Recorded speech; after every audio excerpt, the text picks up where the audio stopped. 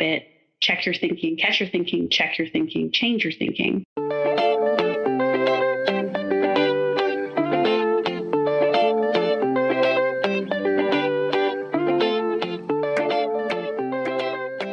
Welcome to Talk Therapy CBT, a conversation about educating, helping, and connecting individuals to the world of psychology.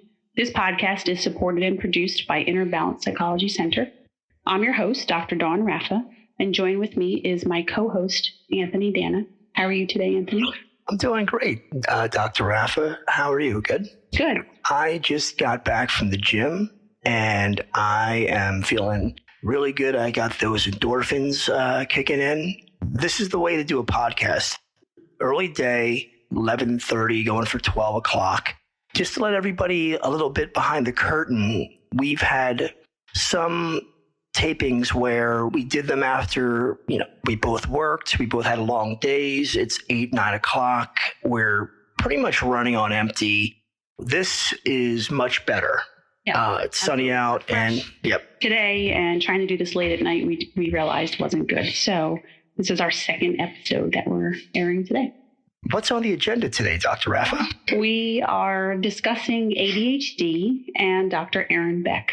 As I plan to always do, I come up with a quote that has to do with the topic or one of the topics, normally the first one. And so with ADHD, I was a little hard pressed on finding a good quote that was meaningful and that really connected with ADHD. But I did come up with this. So this is from Dr. Edward M. Howell, MD. And I believe it's from an essay that he wrote. In it, he says, "No matter how much you want to force yourself to pay attention, boredom allows curiosity to find the key and open the dungeon door, allowing attention to escape and find some interesting place to visit." So what I took from that, doctor, is boredom can be a good thing. Right. Are kids generally bored today like, say, you and I were when we were kids? Well, definitely not to the same degree if they're bored. I don't think it has comparison to how we were, because we had to use our brain. If you remember, when we were kids, we had to play outside. We grew up in a pretty rural area. So literally sitting outside playing with sticks and stones. Kids today have instant gratification with downloading a video. We used to have to wait to rent from the store. We had to wait for a song on the radio to come on. And now kids are just, instant gratification with their games. And the games are so stimulating and visually and auditorily just so fast. So when they say they're bored, it's actually a good thing. So they can use their creative mind. It was hard for me, especially because I couldn't find a store that sold or rented beta. We decided to go with the beta and, just like the line at the bank or the toll booth, boy, did I pick the wrong one. My daughter often, not like she used to, but there was a time when she would come up to me, especially summer vacations, and she would say, "I'm bored." And I do remember feeling that a lot at her age, constantly. I didn't really mention it out loud, but I do remember feeling the same way. But I would figure something out, whatever it was. And she figured, eventually she realized that it wasn't a good thing to bring up to me constantly because, I'd give her some suggestions and then she would shoot everyone down. Nah, I don't want to do that. No, I don't want to do that. And then finally I just, okay, well, you know what we can do? Listen, I got some ideas. So we got dusting, vacuuming, or you could sweep the kitchen. And eventually she stopped coming to me because she was bored and then she just figured it out. Yeah, forced her to be creative. But the other thing too I wanted to mention is that all of this stimulation with electronic screen time, it doesn't let the brain rest. So sitting and being bored is a way for the brain to actually just kind of rest and open up to new ideas and creativity. Now, transitioning into ADHD, are kids who are addicted to technology, which is pretty much, most of kids. Yes, exactly. First of all, is that a sign of ADHD? Could it be that they're always on their on their phones and Or again, on the flip side, some could argue, well, he doesn't have ADHD because look how focused he is on his video game. Mm-hmm. Yeah, I've heard that argument before. Like, oh, my kid doesn't have ADHD because he can focus. Well, any kid can really focus on a video game. So, there's research out there that shows that the video games are not good for everyone, even us as adults, because of the dopamine hit that we get from it, actually. And then we have to crash after that. So especially for a kid that has ADHD, it's not great for them. I'm not saying don't do it at all, but it could have more effects on them maybe than a non-ADHD kid. And the boredom really, like what you said, isn't evident today with kids because of so many options that they have. And I'm thinking in the future, that's not going to be a good thing. This generation, what's this generation called? Gen Z. So Gen Z, they're not going to understand what boredom is and how it can be a gift. Necessity is the mother of invention, and necessity can come into play when you're bored. Well, they don't know what that means. So their imagination is kind of limited, I would imagine. So the majority, of Gen Z will have a difficult time when they are asked to think outside the box. Right. They'll be at a disadvantage. And parents are often quick to just, give them the electronics because they need to get work done, especially working from home now with the pandemic. So it's like this electronic babysitter, which is, not great. Well, it's a little, our parents were guilty of it on some level. I know my mother was, and God bless her. And I'm not faulting her because she did a great job, I think. Others might disagree.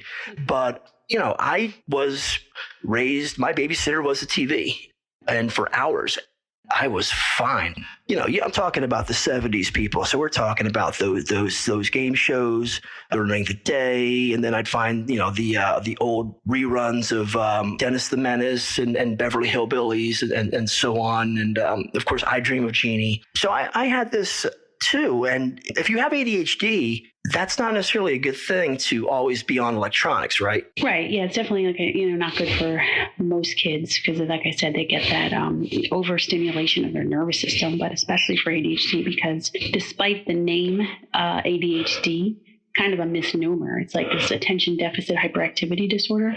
It's actually the opposite. They're overstimulated all the time, and that's why they have a hard time paying attention. So it's not really a deficit in paying attention. It's that they're over attentive to their environment. So that could make it worse. I have a mild case of ADHD, and I think we all have that. I think, again, people use it a lot. I hear people, that's, that's my ADHD. Sorry, if they forget what they were talking about or if they just change the subject. And one thing that this is either I'm rude or I have ADHD. I interrupt people, and I apologize, and I do it because I get looks from you, doctor. But I try not to do it, and I'm aware of it. So it's like I know I have a problem, and that's the first step. Admitting that you have a problem and having insight into it. Right, but the only reason why that I do it, I can't speak for everybody who has. And again, my ADHD is just minimal. I'm worried because this happens quite often. Because if I don't say it, it's going to go away. Yeah. You'll forget and you want to get it off, off your chest. Yeah. Now I'm not getting any younger, so that also might come into play too with the age. Just so now that we're talking about ADHD, we cross that bridge.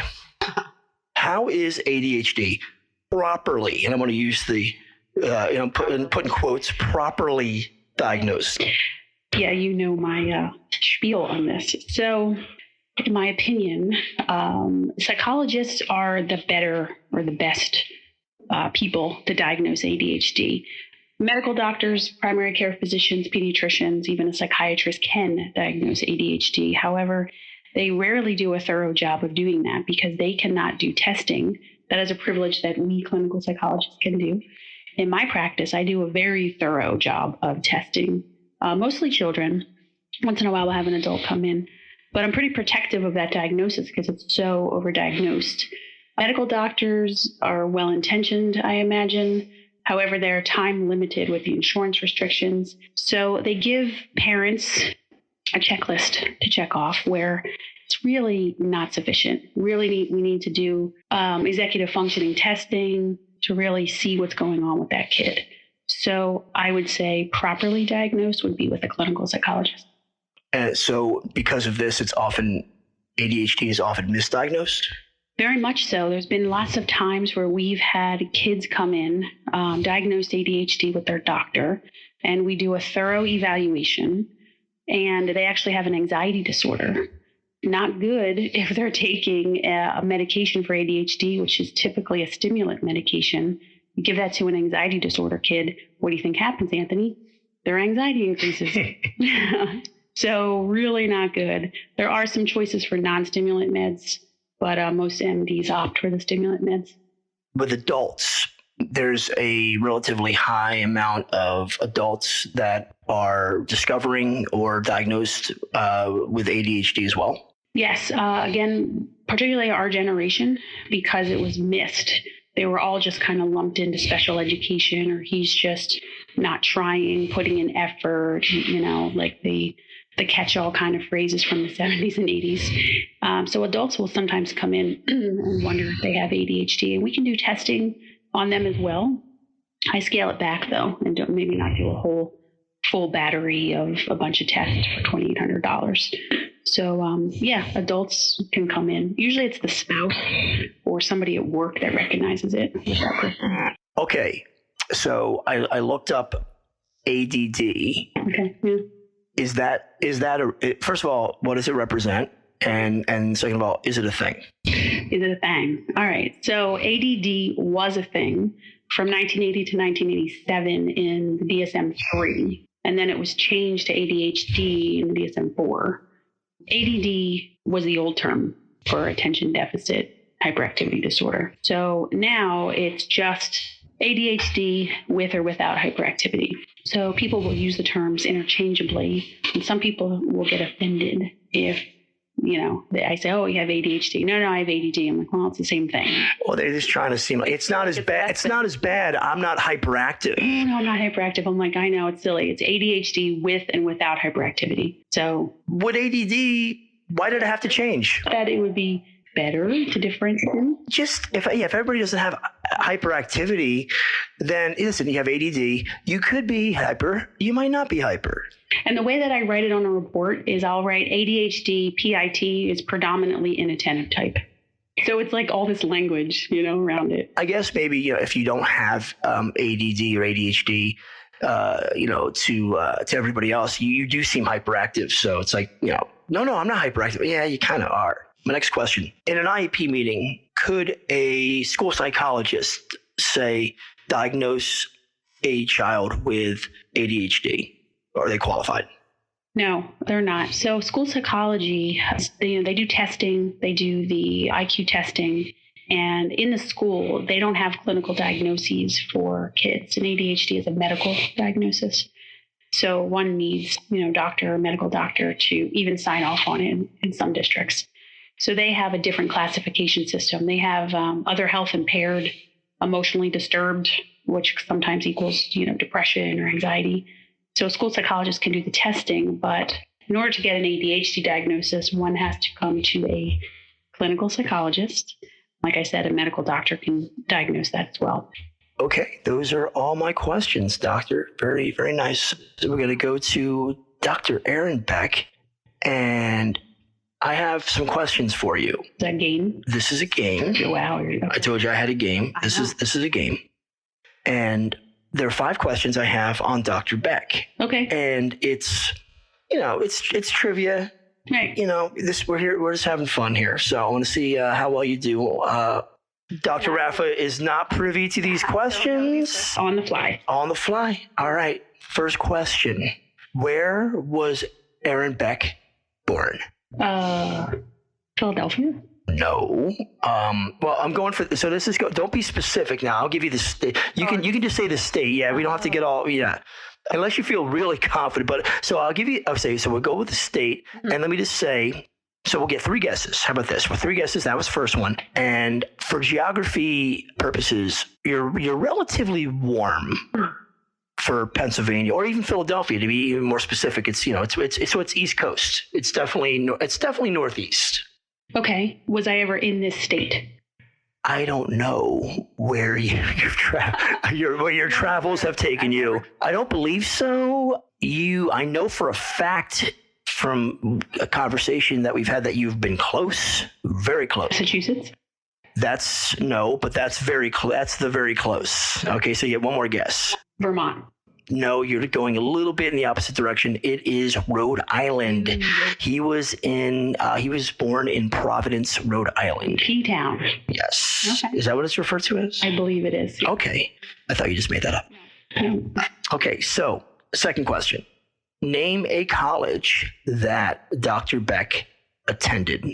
University of Pennsylvania.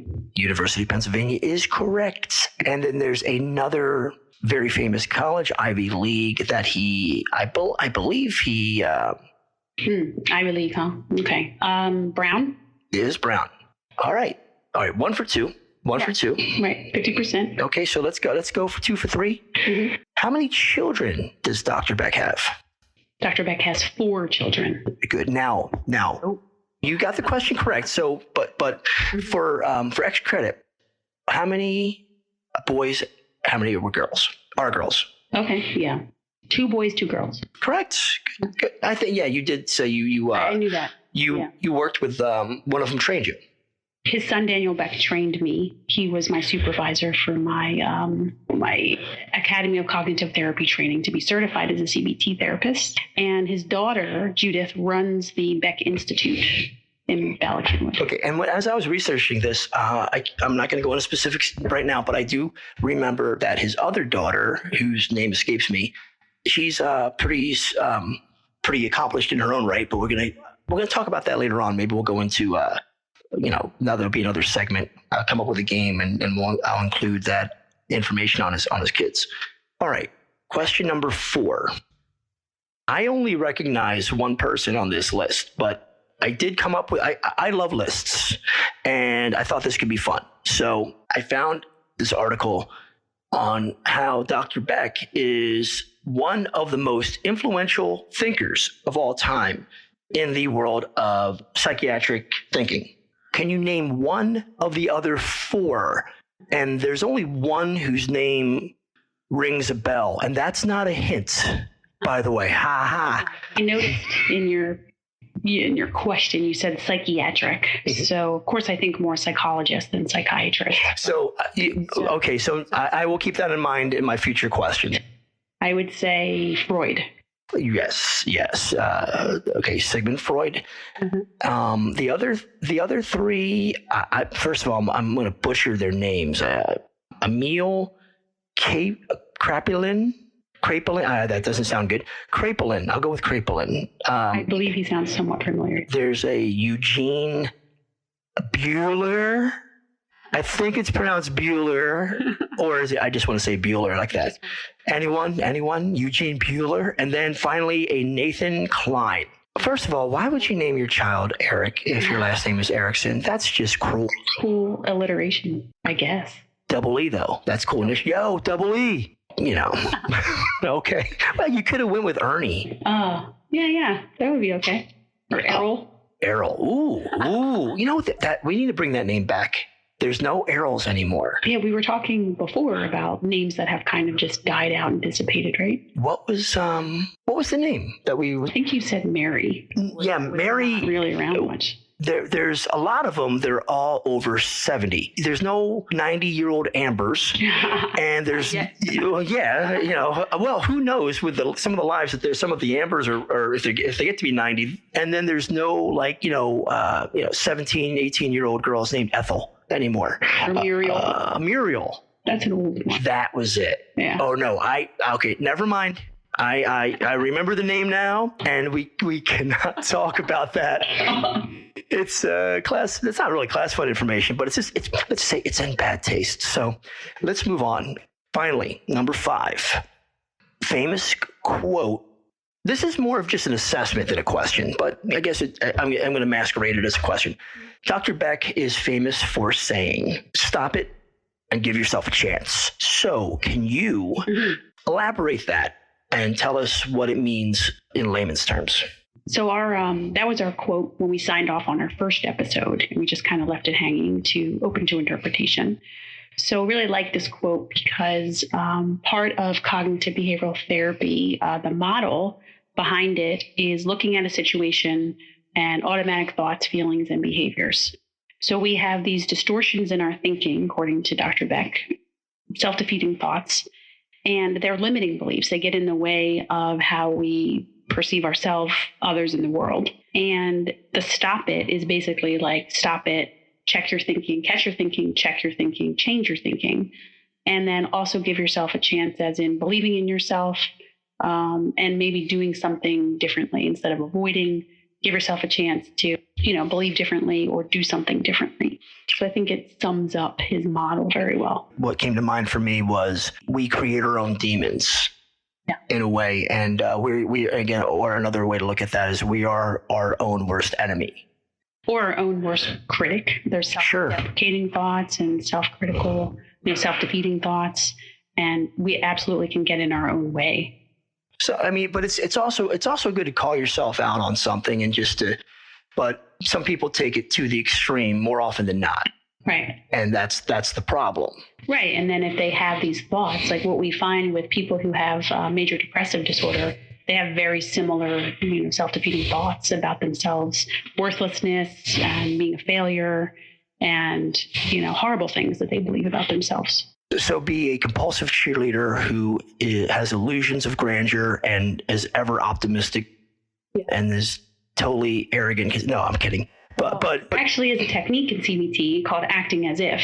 And it's kind of that fake it till you make it. Oh. Like on Saturday Night Live, the people reference that Stuart Smalley. Oh, yeah. Yeah. He's brilliant. Can we get him on the show? Really? That'd be fun. Yeah.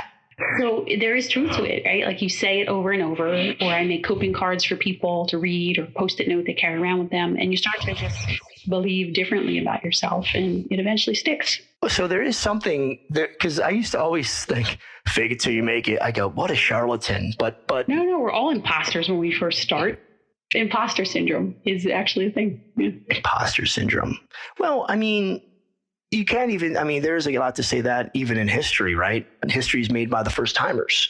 True. So, and they're acting like they know exactly what they're doing. George Washington, this president thing, what am I doing? Okay. He's the first one. So. Yeah. And he set a precedent, on every other president since him. And he was figuring it out too. But that was nothing after, what he went through before that. He's like, all right. I risked my life. How many times? Okay, I'll do this president thing, whatever that is. Right. And there is like that whole, like I said, acting as if, fake it till you make it. And it really is just about believing differently about yourself. Like, I can do this. And then having a coping plan for if things go awry, how am I going to deal with it? So it's really teaching people to be resilient.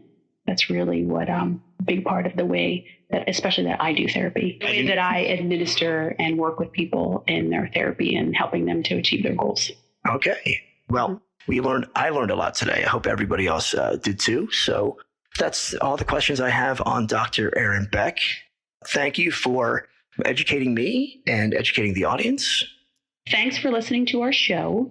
Catch all of our episodes and more at www.innerbalancepsychology.com or talktherapycbt.com. You can email questions or comments to us at info@innerbalancepsychology.com. Be happy to be open to suggestions of future episodes or maybe questions or comments about our 2 episodes. Yeah, we're still learning how to walk here. So now is the time to get your questions in before we just blow up. And then it's going to be very, very difficult to, get your question in. Navigate the endless read. Because this show is just going to be huge. So you might want to get in on the bottom floor and, buy low. So remember to stop it and give yourself a chance.